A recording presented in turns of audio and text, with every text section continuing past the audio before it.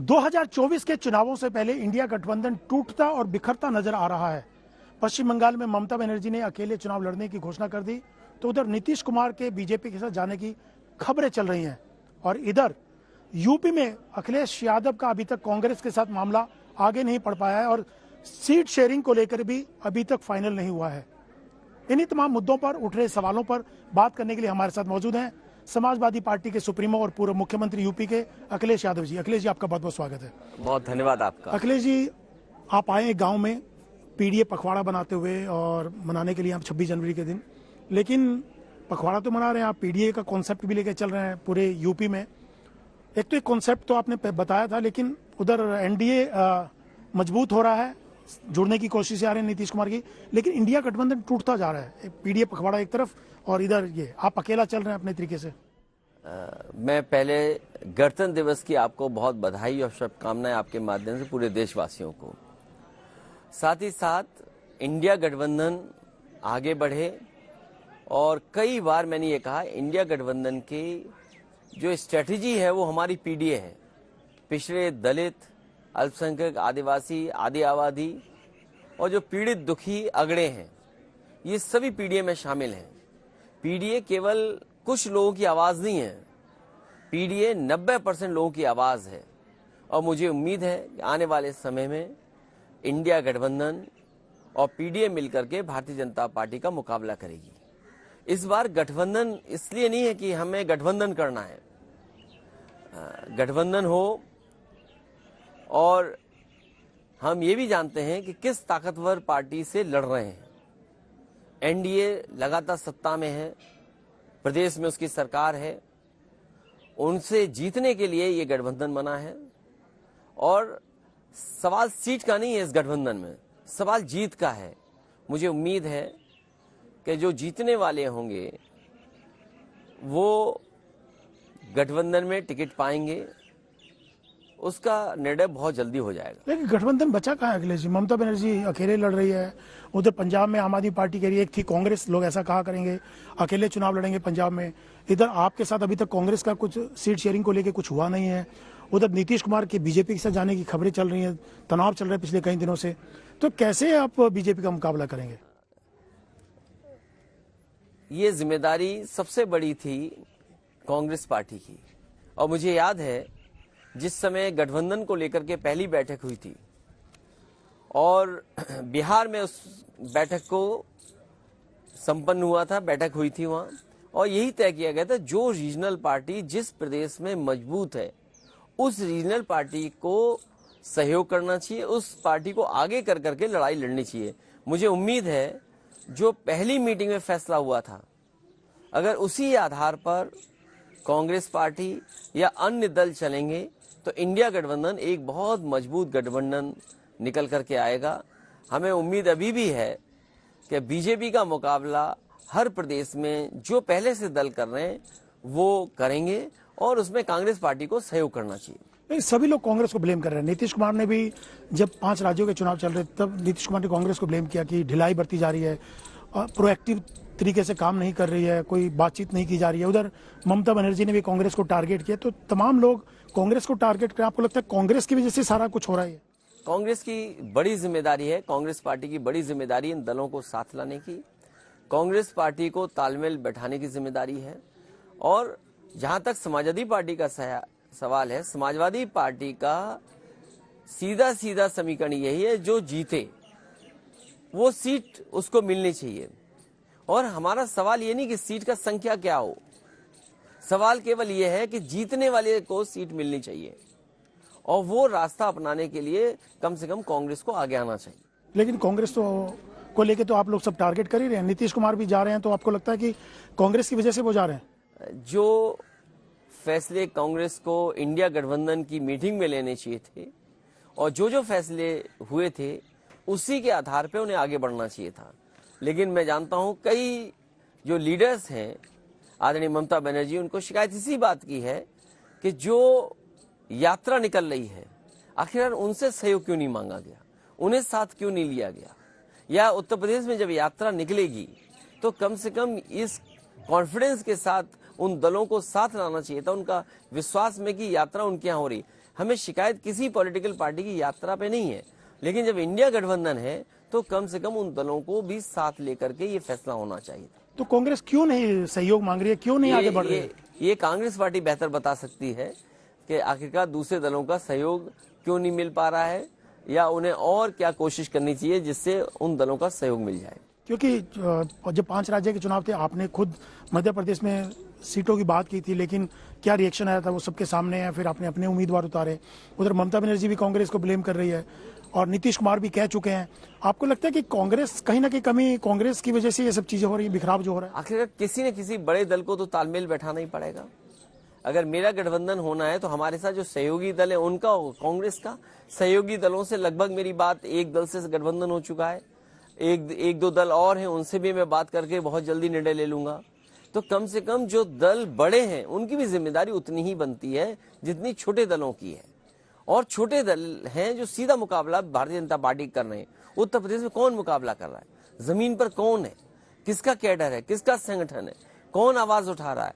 और कम से कम पहले से समाजवादी पार्टी यहाँ से पर संगठन के साथ लड़ती आई है, तो कम से कम समाजवादी पार्टी की जिम्मेदारी मिलनी चाहिए। और समाजवादी पार्टी जिस तरह का समीकरण बनाएगी उससे लाभ होगा कांग्रेस को भी। और हमें उम्मीद है कि जिस तरीके से बातचीत हो रही है सीटों को लेकर के, कोई न कोई उत्तर प्रदेश में रास्ता निकलेगा। कांग्रेस के साथ ही जाएंगे आप, या आप बिना कांग्रेस के भी जा सकते हैं? इंडिया गठबंधन है और कांग्रेस को सीटों का संख्या दे दी है, और अगर सीट बढ़ानी भी पड़ेंगी तो मैं समझता हूं समाजवादी पार्टी उसमें पीछे नहीं हटेगी। मतलब कांग्रेस के साथ जीत का है सवाल, जो जीतेगा वो सीट मिलनी चाहिए। तो आपको लगता है कांग्रेस के साथ आपका गठबंधन यूपी में हो जाएगा? बहुत जल्दी उसका भी फैसला ले लिया जाएगा और डिले नहीं होना चाहिए। जब बीजेपी पूरी तैयारी के साथ उत्तर प्रदेश के चुनाव की शुरुआत कर चुकी है, चाहे कितने भी कार्यक्रम किए उत्तर प्रदेश में, जो भी कार्यक्रम उन्होंने किए हैं वो चुनाव के दृष्टिकोण से ही किए हैं, तो अब गठबंधन में देर नहीं होना चाहिए। मैंने पहले भी कहा, इंडिया गठबंधन को रास्ता दिखाएगा एनडीए। एनडीए तो नहीं, पीडीए। जो एनडीए का मुकाबला करने के लिए जो बना है वो पीडीए है, और पीडीए ही मुकाबला करेगा। दूसरा, अखिलेश जी, मायावती अकेले चुनाव लड़ेगी वहां पर, और कांग्रेस चाहती थी यूपी में मायावती भी साथ में आ जाए, और आप कह रहे थे उनका कौन गारंटी लेगा उसके बाद चुनाव की? वो बात खत्म हो गई। तो आपको लगता है कि मायावती साथ आ जाती तो फायदा होता? वो बात खत्म हो चुकी है, उस पर अब चर्चा करने की जरूरत नहीं। नीतीश कुमार के जाने से आपको लगता है नुकसान होगा इंडिया गठबंधन, क्योंकि पैरोकार वही थे, उन्होंने शुरुआत करके इस पूरा इंडिया गठबंधन। देखिए, इंडिया गठबंधन में आदरणीय नीतीश कुमार जी होंगे और हैं वो इंडिया गठबंधन में, तो एक बार को वो प्रधानमंत्री बन भी सकते हैं। पूर्व में भी यही हुआ है कि कई जो रीजनल लीडर्स जिनको माना जाता था, जब संख्या आई और जब चुनाव हो गया तो सहमतियां भी बनी हैं। अगर वो किसी और के साथ जाते हैं तो वो प्रधानमंत्री तो नहीं बनाए जाएंगे। कम से कम इंडिया गठबंधन में हम सब लोग ऐसे हैं जो किसी न किसी को मौका मिलेगा, कोई न कोई प्रधानमंत्री बन सकता है। आपने नीतीश कुमार का तो नाम ले दिया, क्या आपको भी लगता है कि आपको मौका मिलेगा? आपने कहा हम में से किसी न किसी को जरूर मौका मिलेगा। बीजेपी से जब आप तुलना करेंगे तो बीजेपी के पास तो चॉइस नहीं है, कोई दूसरा तो नहीं बन सकता। उनका अपना प्रधानमंत्री है, उन्हीं के नाम पर वोट मांगा जाएगा। जो दूसरे गठबंधन है, मान लीजिए, उनके पास कम से कम चॉइस है, कोई भी बन सकता है, कोई भी दल का बन सकता है। उसमें आप भी हो सकते हैं। मैं उस रेस में नहीं हूं, ना मैं इस दौड़ में हूं। समाजवादी पार्टी का लक्ष्य है कि भारतीय जनता पार्टी से मुकाबला किया जाए, इसलिए जरूरी है कि आज चरम सीमा पर महंगाई है, बेरोजगारी चरम सीमा पर है, भ्रष्टाचार चौतरफा है, अन्याय की सीमा लांघ गया है उत्तर प्रदेश में। ये जो अधिकारियों का जिस तरीके से उत्पीड़न है आम जनता का, चरम सीमा पर है। हमारी माताएं बहनें असुरक्षित हैं। तो इन सवालों के जवाब कोई अगर दे रहा है तो वो समाजवादी लोग हैं। लेकिन आपने कहा नीतीश कुमार प्रधानमंत्री यहाँ रहेंगे तो बन सकते हैं, लेकिन ममता बनर्जी ने तो मल्लिकार्जुन खड़गे का नाम आगे कर दिया कि उनको फेस बनाना चाहिए। प्रधानमंत्री का नाम चाहे वो कांग्रेस की तरफ से आए, चाहे टीएमसी की तरफ से आए, चाहे जेडीयू की तरफ से आए, और दलों की तरफ से आए, तो यहाँ कम से कम गुंजाइश है, कोई बन सकता है। अगर दूसरे दल में कहीं जाते हैं, अगर आप एनडीए के साथ जाते हैं, तो वहां तो चॉइस ही नहीं है किसी के पास। तो आपको लगता है अगर नीतीश कुमार को संयोजक बना देते या फेस बना देते प्राइम मिनिस्टर का, तो ये नौबत ना आती जो आज नौबत आ रही है कि वो बीजेपी के साथ जाने की तैयारी कर रहे हैं? मैं समझता हूँ इसमें कांग्रेस को और पहल करनी चाहिए थी, और कांग्रेस अगर पहल करती तो ये बातें कभी नहीं आएंगी। मतलब नीतीश कुमार को कुछ जिम्मेवारी देनी चाहिए थी, उनको फेस बनाया जाना चाहिए था। सवाल ये नहीं है, वो तो जिम्मेदार हैं, बड़े नेता हैं और उन्हीं ने प्रयास किया था शुरुआती दौर में, अगर आपको याद हो। उन्हीं के कहने पर हम सब लोग साथ जुटे थे। पहली मीटिंग ही बिहार में हुई थी और उनका सम्मान सब करते हैं। कोई दल ऐसा नहीं है जो उनका सम्मान नहीं, पर क्या उनको संयोजक या कुछ पद देना चाहिए था? संयोजक मिल जाए, कोई और पद हो, कोई और पद बना लिया जाए, पद सवाल पद का नहीं है। पर उनको देना चाहिए था। बीजेपी को हटाना चाहिए। नहीं, पर देना चाहिए था नीतीश कुमार को कोई ना कोई पद, आपको लगता है? क्यों नहीं पद मिलना चाहिए? और पद मिले ना मिले, लेकिन वो इतने बड़े नेता हैं कि वो पद से ऊपर हैं। तो आपको क्या लगता है, जैसे ममता बनर्जी ने खड़गे का नाम लिया, नीतीश कुमार का नाम आ रहा है, तो नीतीश कुमार वर्सेस खड़गे, दोनों में बेहतर कौन? ये कोई बहस नहीं है, ये कोई लड़ाई नहीं है। बड़ी लड़ाई ये है कि एनडीए का मुकाबला करना है, ये बीजेपी के ताकत का मुकाबला करना है। इधर भारतीय जनता पार्टी अपने आप को बहुत ताकतवर बना रही है, कह रही है उसका मुकाबला कोई नहीं कर सकता, 400 पार। लेकिन सच्चाई है, जब जमीन पर आप जाएंगे, न किसान की आय दोगुनी हुई है, न खुशहाली का रास्ता कोई दिखाया भारतीय जनता पार्टी ने। इनकी दो सरकारें दिल्ली और लखनऊ की, आखिरकार महंगाई क्यों है? क्या आप मुनाफा नहीं कमा रहे? कुछ लोगों को मुनाफा कमा रहे, इसलिए महंगाई है। तो ये जब बुनियादी सवालों पर चुनाव होगा तो भारतीय जनता पार्टी के पास इनका जवाब नहीं है। पर आपको लगता है नीतीश कुमार के जाने से नुकसान होगा इंडिया गठबंधन को, क्योंकि उन्होंने शुरुआत की थी? वो मुझे उम्मीद है, अभी भी उम्मीद है कि वो इंडिया गठबंधन में ही रहेंगे। नहीं, अगर जाते हैं तो क्यों जाने? वो बात ही नहीं सोचनी जो नहीं होनी है। नहीं, पर वो तो परिवारवाद को लेकर उन्होंने टारगेट किया है, और जिस लालू परिवार के जिस में उन्होंने कहा, किसी के जो मैं समझ सकता हूँ, वो किसी कॉन्टेक्स्ट में उन्होंने किसी पर्टिकुलर उसके लिए नहीं कहा। वो अगर किसी व्यक्ति के बारे में तारीफ कर रहे हैं तो उस परिवार के लिए कहा उन्होंने। नहीं, पर उन्होंने कहा कि मैंने भी कर्पूरी ठाकुर से प्रेरणा लेते हुए अपने परिवार को आगे नहीं किया, लेकिन जिनके साथ मिलकर सरकार चला रहे हैं उनमें तो परिवार के दो, एक डिप्टी सीएम है, एक मंत्री है और राज्यसभा में है, तो उनके तो बहुत सारे लोग हैं। तो कहीं ना कहीं ये कहा जा रहा है कि लालू परिवार पे ही उन्होंने टारगेट किया। परिवारवाद इतना बड़ा सवाल नहीं है। जब बीजेपी का परिवार देखेंगे तो कितना बड़ा परिवार है उनका परिवार तो ज्यादा बड़ा है। वो तो ऐसा संघ परिवार है जिसकी हम और आप कल्पना ही नहीं कर सकते, कितना बड़ा परिवार है वो। अखिलेश जी, ये कहा जा रहा है कि नीतीश जी और लालू जी के बीच जो अनबन की खबरें आ रही हैं वो इस वजह से हुई कि तेजस्वी यादव को वो सीएम बनवाना चाहते हैं लालू जी, इस वजह से नीतीश कुमार इधर से भाग रहे हैं। आपको लगता है तेजस्वी यादव को मुख्यमंत्री बनाया जाना चाहिए और नीतीश कुमार को सेंटर में लाना चाहिए? अभी इस बात की चर्चा करने की जरूरत नहीं है। केवल इस बात की चर्चा हो कि इंडिया गठबंधन मजबूत हो और उसमें सभी दल के नेता जहां से शुरू किए थे वो सब साथ आए और सब साथ रहे। नहीं, पर आपको लगता है कि नीतीश जी को, जैसे आपने भी कहा कि कोई पद उनको दे देते अच्छा रहता, चाहे वो कन्वीनर का पद हो या प्रधानमंत्री पद का उम्मीदवार के तौर पर उनको देखा जाए, तो एक कुर्सी जो सीएम वाली थी वो बिहार में खाली हो जाती और तेजस्वी उस पर बैठ जाते और नीतीश कुमार सेंटर में आते। ये कभी किसी ने नहीं सोचा। जो आप पूछ रहे हैं या सवाल पूछ रहे हैं, ये बात कभी चर्चा में नहीं आई। लेकिन नीतीश कुमार जी इतने बड़े नेता हैं कि वो किसी पद पर रहे नहीं रहे तब भी वो बड़े नेता हैं। लेकिन पद तो चाहिए होता है ना, उन्होंने शुरुआत की तो इसी बात को लेकर तो सारे सवाल उठे। मैं समझता हूँ वो सवाल कोई बड़ा सवाल नहीं है। सबसे बड़ा सवाल यही है कि भारतीय जनता पार्टी को रोका जाए। लेकिन दलित चेहरे की भी बात हुई, ममता बनर्जी ने जो लॉजिक दिया कि दलित चेहरा आगे करना चाहिए, हमको उसका फायदा मिलेगा। आपको भी लगता है कि दलित चेहरा अगर आगे करते हैं तो उसका फायदा कहीं इंडिया गठबंधन को हो सकता है? चेहरा कौन सा होगा, किससे फायदा होगा, ये रीजनल पार्टीज अपने क्षेत्रीय स्तर पर समझते हैं, जानते हैं। इसीलिए पहले दिन जब हम सब लोग बैठे थे तो बिना चेहरे के ही हम लोगों को आगे लड़ाई लड़नी थी और तय ये है कि जो दल जिस प्रदेश में मजबूत है, जहां मजबूत है, उसी के नेतृत्व में लड़ाई लड़ी जाए। अखिलेश जी, पंजाब में भी भगवंत मान जो वहां के मुख्यमंत्री, उन्होंने कहा कि लोग कहा करेंगे एक थी कांग्रेस, यानी कांग्रेस को भूल जाएंगे, और पंजाब में साफ तौर से उन्होंने कहा कि अकेले ही हम लोग चुनाव लड़ेंगे 13 सीटों पर। हर पॉलिटिकल पार्टी अपनी स्ट्रेंथ को भी देखती है और अपनी स्ट्रेंथ कैसे बनाए रखे उसको भी देखती है और परिस्थितियों के हिसाब से ही निर्णय लेते हैं। इसलिए मैं समझता हूँ उन्होंने ये निर्णय लिया होगा। राहुल गांधी न्याय यात्रा कर रहे हैं, आपने भी चर्चा की, तो आप लोग शामिल होंगे इस न्याय यात्रा में? आपको लगता है उसका फायदा होने वाला है, या इंडिया गठबंधन को पहले ज्यादा मजबूत किया जाना चाहिए था? जो सीट शेयरिंग की बातें हैं या बाकी चीजें होनी थी उनको पहले किया जाना चाहिए न्याय यात्रा से पहले? ये समय था और ये समय है इस बात का कि सीटें बटें। और जब सीटें बढ़ जाएंगी तो प्रत्याशी अपने गांव में जाकर के, अपने क्षेत्र में जाकर के काम कर सकेंगे। और सबसे महत्वपूर्ण चीज है कि सीटें बढ़ करके हम सब लोग चुनाव में चलें।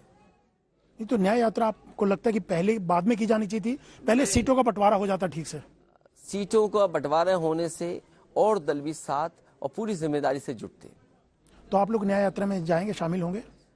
मुझे न्याय यात्रा में नहीं बुलाया गया है। क्यों नहीं बुलाया गया? क्योंकि आप तो इंडिया गठबंधन के सहयोगी हैं। ये कांग्रेस पार्टी की न्याय यात्रा है, ये समाजवादी पार्टी की न्याय यात्रा नहीं। नहीं, पर सहयोगी तो हैं आप। समाजवादी पार्टी को उसमें बुलाया जाएगा तो उस समय विचार किया जाएगा। अखिलेश जी, बात ये हो रही है कि अगर राहुल गांधी की न्याय यात्रा निकाल रहे हैं और कांग्रेस मानती भी है कि उनकी इमेज बदली है, पिछली यात्रा भी जो भारत जोड़ो यात्रा थी, आपको लगता है कि राहुल गांधी भी प्रधानमंत्री पद के उम्मीदवार हो सकते हैं? बड़ी पार्टी है।